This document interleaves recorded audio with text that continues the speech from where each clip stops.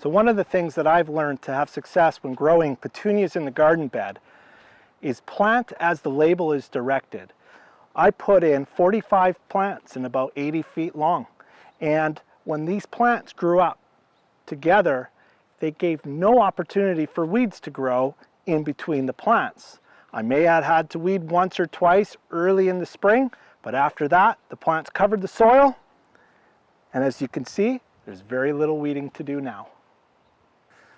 And now with my regular garden rake, smooth out the bumps and get ready for my composted mulch.